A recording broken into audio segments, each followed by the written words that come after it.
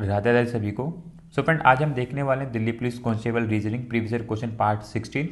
और इससे पहले हमने 15 पार्ट तक कवर कर लिए और हर पार्ट के अंदर हमने 10 क्वेश्चन देखे हैं, तो टोटल 160 क्वेश्चन हो जाएंगे इस पार्ट को मिला के। सो अब आपको रिवीजन करनी है, अब आपका एग्जाम स्टार्ट होने वाले हैं, तो आप मेरे चैनल की प्लेलिस्ट में जाके वहाँ पे आपको सारे पार्ट्स मिल जाएंगे। दिल्ली पुलिस कांस्टेबल के नाम से प्लेलिस्ट मिल जाएगी और वहाँ पे आपको सारे रीजनिंग के सारे पार्ट्स मिल जाएंगे और सारे क्वेश्चन प्रीवियस ईयर रहेंगे। 2022 के सारे क्वेश्चन रहने वाले हैं, तो आप सारे पार्ट्स की प्रैक्टिस करें, वहाँ पे क्वेश्चन देखें कैसे हैं और सबको मैं सॉल्यूशन करा रखा है, उन सबको देखें ताकि आप इस बारी रीजनिंग के अंदर पूरे में से पूरे नंबर लेके आएँ और इस बारी का दिल्ली पुलिस कांस्टेबल निकाल के लेके जाएँ। ठीक है, सो प्रैक्टिस आपको जम के करनी है ताकि इस बारी का आपको दिल्ली पुलिस निकालना है हर हालत के अंदर। सो चलते हैं हम क्वेश्चन की तरफ। फ्रेंड, अगर आप चैनल पर नए हैं, चैनल को सब्सक्राइब कर लेना, बेल आइकन को क्लिक कर लेना ताकि आपके पास सारे नोटिफिकेशन टाइम पर पहुँच रहे हैं जो हमारे माध्यम से बनाए जाते हैं आपको न्यू अपडेट्स के लिए। ठीक है, तो चलते हैं क्वेश्चन की तरफ। फ्रेंड, क्वेश्चन नंबर फर्स्ट है और सिटिंग अरेंजमेंट से क्वेश्चन आया हुआ है। 1 से 2 क्वेश्चन आपको एग्जाम में देखने को मिलने वाले हैं, तो डरना नहीं है, क्वेश्चन लेंथी होगा पर आपको पढ़ना है, फोकसली पढ़ेंगे, आराम से हो जाएगा, कोई दिक्कत नहीं होने वाली है। ठीक है, देखो क्वेश्चन कैसे करना है ये वाला। यहाँ पे आपको 8 व्यक्ति 2 समानांतर पंक्तियों में बैठे हैं, प्रत्येक पंक्ति में 4 व्यक्ति हैं और वे इस प्रकार बैठे हैं कि पास बैठे व्यक्ति के बीच समान दूरी है। ठीक है, यहाँ पे हमें 2 समानांतर पंक्तियाँ बना लेनी है और उनके अंदर टोटल 4 व्यक्ति बैठे समान दूरी पे। ठीक है, और देखो पहली पंक्ति में जे के एल एम बैठे हैं और उन सभी का मुख दक्षिण की ओर है, मतलब कि पहली पंक्ति में कौन कौन बैठने वाला है, जे के एल एम, और उनका मुख कहाँ पे होगा, दक्षिण की ओर होगा। ये ध्यान रखना, आपको दक्षिण की ओर होना है। तो आपको ये कुछ लिखना नहीं है, ये सब आपको माइंड में कैलकुलेट करना है, बस आपको मेन पार्ट को ड्रॉ करते हुए आंसर करना है जल्द से जल्द। ठीक है, उसके बाद दूसरी पंक्ति में कौन कौन बैठा हुआ है, ई एफ जी एच, और उन सभी का मुख उत्तर की ओर है। ठीक है, मतलब कि इस पंक्ति में कौन कौन बैठने वाला है, ई एफ जी एच, और इनका मुख कहाँ पे है, उत्तर की ओर होने वाला है। ठीक है, तो इस प्रकार प्रत्येक व्यक्ति दूसरी पंक्ति के अन्य व्यक्ति के ठीक सामने बैठा है। ठीक है, आमने सामने सारे लोग बैठे हैं 4 के 4। तो आगे देखो क्वेश्चन यहाँ से मेरी स्टार्ट हो रहा है, तो सॉल्व कैसे करना है। जी जो है ई के बाएं से तीसरे स्थान पर बैठा है, तो आप लोगों को पता है ई एफ जी एच दूसरी पंक्ति में बैठे हैं और इनका मुख कहाँ पे है, उत्तर की ओर है, ऊपर की ओर। ठीक है, ये चीज़ आपको पता है। तो जी का बैठा हुआ है ई के बाएं तीसरे स्थान पे। अगर मेरा ई यहाँ बैठता है तो इसका बायां कहाँ पे होगा, इस साइड होगा। ठीक है, और फिर जी का बैठेगा 1 2 3, एकदम कोने पे बैठने वाला है जी, तो यहाँ बैठेगा जी। आगे पढ़ लो क्वेश्चन क्या बोलता है, एच की ओर मुख किए बैठे व्यक्ति जे के ठीक दाएं बैठा है। ठीक है, जो एच की जो सामने व्यक्ति बैठेगा वो जे के एकदम दाएं होगा, पर हमें पता नहीं अभी एच कहाँ बैठा हुआ है, इसको छोड़ दो, आगे पढ़ लो। के जो है जे के दाएं तीसरे स्थान में बैठा है, हमें पता है जे के एल एम पहली पंक्ति में बैठे हैं, उनका मुख दक्षिण की ओर है, तो इस प्रकार इनका दायां कहाँ पे होगा, इनका दायां होगा इस साइड। ठीक है ना, इनका दायां होगा इस साइड, तो जे के एकदम दाएं तीसरे स्थान पर कौन बैठा है, के बैठा है। अगर मेरा जे यहाँ बैठता है, अगर मैं जे को यहाँ बिठाता हूँ, देखो इस वाले स्टार्ट से, तो जे का दायां होगा इस साइड। ठीक है, जे का दायां होगा इस साइड, तो तीसरे स्थान पर कौन बैठा हुआ है, के बैठा हुआ है, यानी कि 1 2 3, यानी कि के कहाँ बैठने वाला है, एकदम कोने में बैठने वाला है, इधर ये बैठा है के। अब देखो हमने जो लाइन छोड़ी थी, एच के और मुख किए बैठे व्यक्ति जे के ठीक दाएं बैठा है, यानी कि जे के ठीक यहाँ कोई व्यक्ति तो बैठा हमें पता नहीं है, पर इसके सामने कौन बैठने वाला है, एच बैठने वाला है, यानी कि एच की पोजीशन हमारी यहाँ पे होने वाली है। ठीक है, तो यहाँ पे हमारी 3 प्लेस भर चुके हैं सेकंड वाली रो के अंदर, और जो एक खाली है वो कौन सा है, वो आप यहाँ पे डाल दो, वो है हमारा एफ। ठीक है, तो एफ को हम लिख देंगे यहाँ पे। तो इस प्रकार हमारा जो सेकंड वाली पंक्ति पूरी भर जाएगी। अब दूसरी पहली पंक्ति बची है, उसके अंदर 2 लोग बैठाने हैं। अगर हम आगे पढ़ें तो एल जो है एफ के सामने बैठा है, यानी कि एफ के सामने कौन बैठा है, एल बैठा है, तो आपको पता चल जाएगा एफ हमारा यहाँ बैठा है तो एल हमारा यहाँ बैठेगा, ये एल आ गया। तो एक बचा है और एक यहाँ पे कौन बचा है, एम बचा है, तो एम को हम लिख देंगे यहाँ पे। ठीक है, क्वेश्चन में आगे क्या बोला हुआ है, निम्नलिखित में से किस व्यक्ति का मुख ई की ओर है, तो आपको दिखेगा ई यहाँ बैठा हुआ है, जे सामने बैठा हुआ है, तो ई की मुख के सामने कौन बैठा है, जे बैठा है। इस प्रकार राइट आंसर क्या होगा, फर्स्ट हो जाएगा। तो ईजी है, यहाँ मैंने आपको थोड़ा सा बिल्कुल समझाया तरीके वाइज से, इस मारे लग रहा होगा। बस कैच कहाँ पे है, वो इस वाली लाइन में है, एच वाली लाइन में कैच है, बस उसको समझना पड़ेगा, उसकी सेटिंग आपको समझनी पड़ेगी। बाकी बहुत ईजी क्वेश्चन है, आराम से ये हो जाएगा। ठीक है, देखो क्वेश्चन नंबर 2 है और यहाँ पे आपको बताना है कूट भाषा से क्वेश्चन आया हुआ है, जैसे कि अलाउ का संबंध इससे है, यूनियन का संबंध इससे है, तो वॉइस का संबंध किससे होगा, यानी कि इसका कूट निकालना है आपको। देखो इजी क्वेश्चन आराम से हो जाएगा। अलाउ, ALLOW ये लिखा गया है, इसका संबंध किससे बताया गया है, वो है YSNPC से है। अब देखो ध्यान से एक चीज देखो, यहाँ पे जो संबंध बन रहा है किससे बन रहा है, ए का संबंध है सबसे एंड वाले कूट भाषा से, उसी प्रकार डब्ल्यू का संबंध है सबसे फर्स्ट वाले कूट के लेटर से। तो अगर मैं ए के बाद बी आता है, बी को छोड़ूं तो मुझे सी मिल जाएगा। उसी प्रकार डब्ल्यू के बाद आता है एक्स, एक्स को छोड़ूं तो मुझे वाई मिल जाएगा। इसी संबंध को हम लगाएंगे वॉइस के अंदर। देखो यहां पे मैं लिखने वाला हूं वॉइस, VOICE, ठीक है। अब देखो वी का संबंध किससे होगा, सबसे एंड वाले लेटर के साथ, यानी कि वी के बाद आता है डब्ल्यू, डब्ल्यू के बाद आता है एक्स, यानी कि एक्स आएगा हमारा लास्ट वाला लेटर। तो ऑप्शन में चेक कर लो किस किस में एक्स दे रखा है। अगर आप चेक करोगे सिर्फ एक ही ऑप्शन मिलेगा सेकंड, उसी के अंदर एक्स दे रखा है, इसको टिक करो और आगे बढ़ जाओ, आपको सॉल्व करने की जरूरत नहीं है। हाँ अगर मैच कर जाते तो हम आगे सॉल्व करते, तो हम ई का संबंध निकालते। फिर ई का संबंध किससे होता, ई का संबंध पहले वाले कोड से होता, तो ई के बाद आता है एफ, तो हमारा पहला लेटर होता है जी। अगर आप चेक करते तो ऑप्शन सेकंड और थर्ड मिल जाता जी। उसी प्रकार फिर हम आगे चेक कर लेते, तो अलाउ के अंदर अगर आप देखोगे एल का संबंध है पी के साथ, और पी कैसे मिलेगा हमें, अगर मैं MNO छोड़ दूँ, यानी 3 लेटर छोड़ दूंगा तो मुझे पी मिल जाएगा। तो हम यहाँ पे भी वही करेंगे, ओ के बाद हमें 3 लेटर छोड़ने हैं, यानी कि ओ के बाद PQR, यानी कि एस आएगा। आप चेक करोगे तो एक्स के बाद जो सेकंड लास्ट पे दे रखा है वो है एस, तो आपको पता चल जाना चाहिए जो संबंध क्या बन रहा है वो सेकंड वाले ऑप्शन के साथ ही बन रहा है, तो इसलिए आपका राइट आंसर सेकंड होने वाला है। तो आप पहली बारी में टिक करो और आगे बढ़ जाओ, आगे करने की जरूरत नहीं है, ठीक है। तो सेकंड क्वेश्चन कैसे सॉल्व करना आपको पता चल चुका होगा। चलते क्वेश्चन नंबर 3 की तरफ। बहुत ही इजी क्वेश्चन है, आराम से हो जाएगा। यहाँ पे आपको डायग्राम दे दिए गए, इसको ध्यानपूर्वक पढ़ना है और फिर अपना आंसर करना है। जैसे कि उन्होंने क्या पूछा है, कुल कितने भारतीय हैं, सिर्फ इतना पूछा है, कुल कितने भारतीय हैं। यहाँ पे आपको स्पोर्ट पर्सन दे दिए हैं, मेल दे दिए हैं और इंडियन दे दिए हैं। तो इन्होंने कुछ ऐसा नहीं बोला कि कितने भारतीय स्पोर्ट पर्सन नहीं है, ऐसा कुछ नहीं बोला है। सो सिंपल जितने भी नंबर इस सर्कल के अंदर उन सबको कैलकुलेट कर लो, जैसे कि 16, 10, 26, 20, 46, 3, 49 राइट आंसर हो जाएगा। तो बहुत ईजी है, इसमें आपको टाइम ही लगने वाला है, ठीक है। चलते क्वेश्चन नंबर 4 की तरफ। देखो ये क्वेश्चन काफ़ी टफ है, काफ़ी टफ क्वेश्चन है। क्यों है, क्योंकि कैलकुलेशन काफ़ी बड़ी है। हमने गणितीय जिनसे क्वेश्चन पढ़े हैं वहाँ पे सिंपल सा होता है कि आपको चिन्ह को चेंज करके आंसर कर देना है। यहाँ पे क्या बोल रहा है, एक समीकरण दे दिया, उसको संतुलित करना है। जैसे कि एक ये समीकरण दे दिया है और एक ये समीकरण दे दिया है, इनमें नंबर को चेंज करते हुए इनको संतुलित बैठाना है। तो जेनुअली थोड़ा टफ क्वेश्चन है।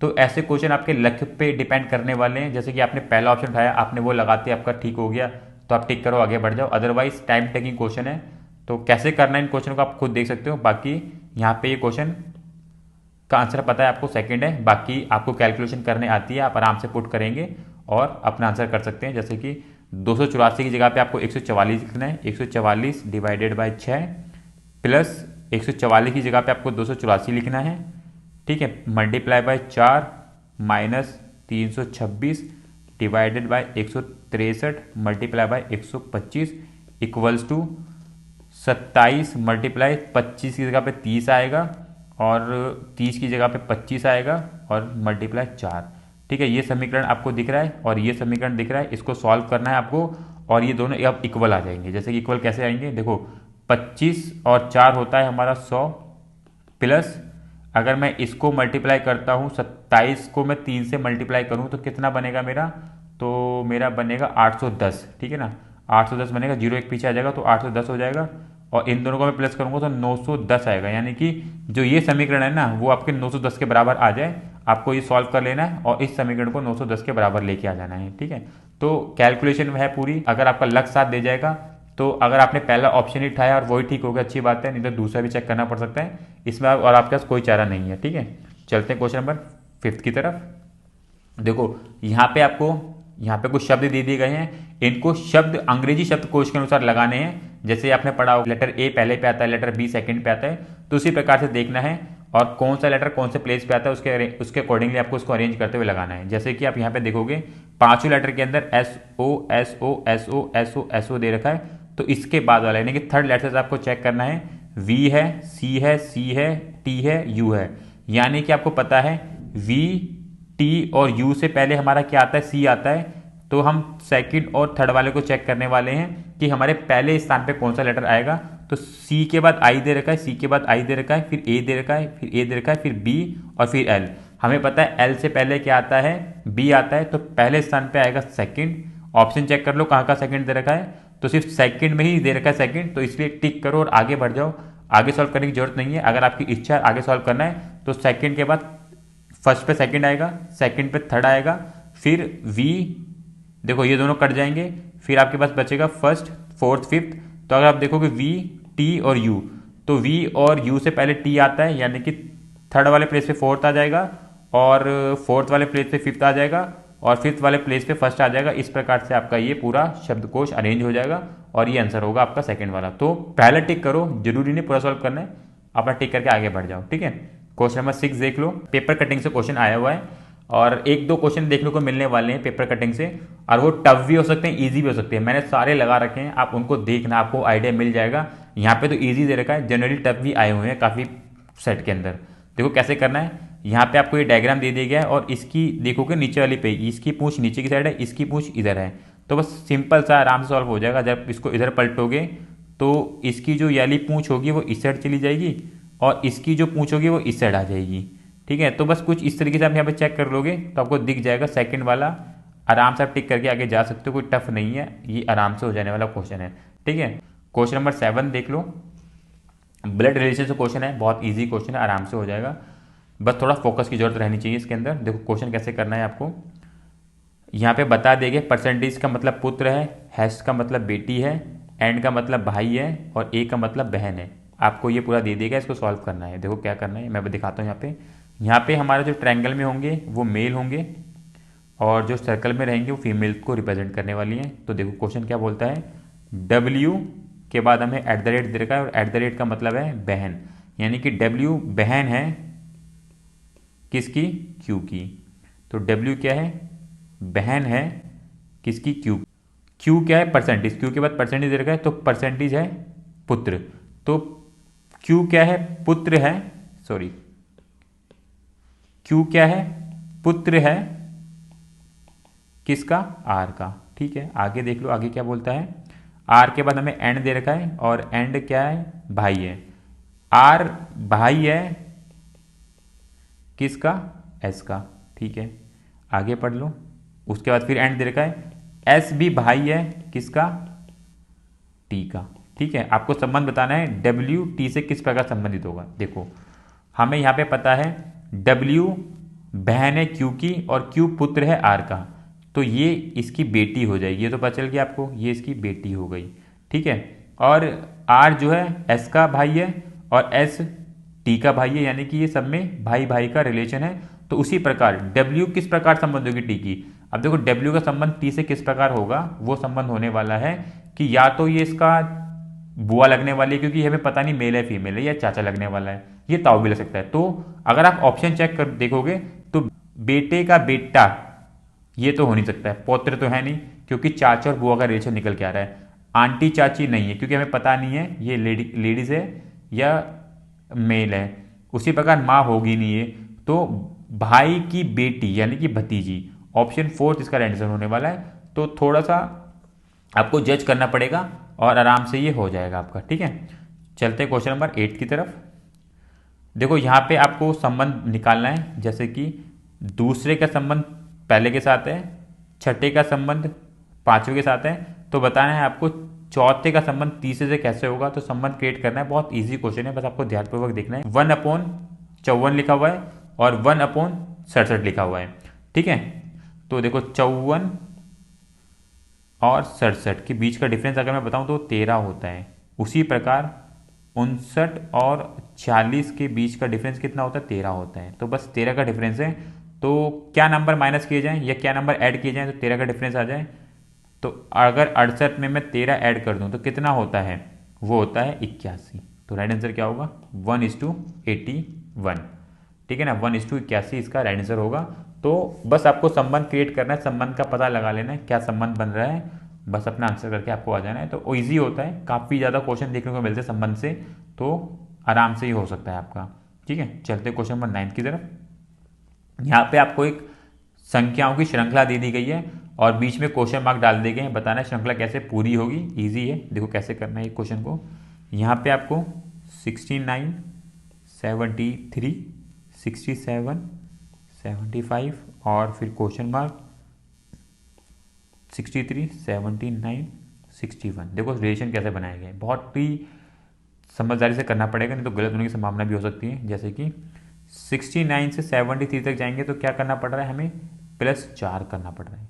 उसी प्रकार 73 से 67 तक जाने पे -6 करना पड़ रहा है, 6 पीछे जाएंगे तो हम 67 पहुंच जाएंगे। उसी प्रकार 67 से 65 तक जाने पे हमें क्या करना पड़ रहा है, +8 करना पड़ रहा है।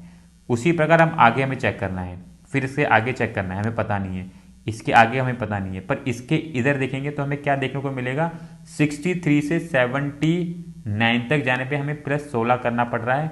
उसी प्रकार अगर हम 79 से 61 की तरफ जाएंगे तो -18 करना पड़ रहा है। तो यहाँ पे आपको एक चीज़ समझ आ रही होगी, देखो 4 और 8 देख सकते हो, मतलब कि 4 का अंतर आ रहा है जब हम आगे प्लस कर रहे हैं। तो उसी प्रकार से अगर हम 6 में 4 और ऐड कर दें, यानी कि 10 का इधर माइनस कर दे, तो हमें अगला लेटर मिल जाएगा, अगला नंबर मिल जाएगा। तो आप अगर यहाँ पे 75 में से 10 माइनस कर देते हो तो कितना आएगा, 65 आएगा। उसी प्रकार अगर इसके अंदर मैं ये देखो 8 से, अगर मैं 8 से लूँ और 8 से मैं अगला अपना नंबर निकालने की कोशिश करूँ तो मैं इसमें 4 ऐड कर दूँ तो यानी कि 12, तो मैं 65 के अंदर 12 ऐड कर दूँ तो कितना होगा, तो वो होगा 77। ठीक है, तो इस प्रकार से ये आपका राइट आंसर निकल के आएगा। तो आप देख सकते हो किस तरीके से यहाँ पे रिलेशन क्रिएट किया गया है इनके बीच में। ठीक है, तो क्वेश्चन नंबर 9 का राइट आंसर होगा 4th, 65 और 77। क्वेश्चन नंबर 10 है और दर्पण से क्वेश्चन आया हुआ है। यहाँ पे दर्पण रखा हुआ है और इस साइड किस प्रकार से ये लेटर और नंबर बनेंगे आपको वो देख के बता देना। ईजी होता है, बस ध्यानपूर्वक आपको देखना है और ये आराम से हो जाएगा। ठीक है, तो ये 10 क्वेश्चन है, ये मैंने 16 पार्ट बना दिया है और आपके एग्ज़ाम ऑलमोस्ट स्टार्ट हो चुके हैं। तो इन सारी वीडियो को देख लें ताकि आपको एक आइडिया मिल जाएगा रीजनिंग के अंदर कैसे क्वेश्चन रहते हैं। बाकी करंट अफेयर्स भी मेरे चैनल पे मिल जाएंगे, इनको भी देख लेना, रिवीजन करके चले जाना, ताकि इस बारी का आपको दिल्ली पुलिस कांस्टेबल निकाल के आना है और इस बारी अपनी जॉब पक्की करके आपको आनी है। ठीक है, और हमारे चैनल के माध्यम से आपको और भी नई नई अपडेट मिलती रहेंगी जो भी गवर्नमेंट जॉब से रिलेटेड होंगी। तो उसके लिए हमारे चैनल को सब्सक्राइब करके रखें, बेल आइकन क्लिक करके रखें ताकि आपके पास सारे नोटिफिकेशन टाइम टू टाइम पहुँचते रहें। सो मिलेंगे नेक्स्ट पार्ट में। राधे राधे, धन्यवाद watching this video, bye bye, thank you friends.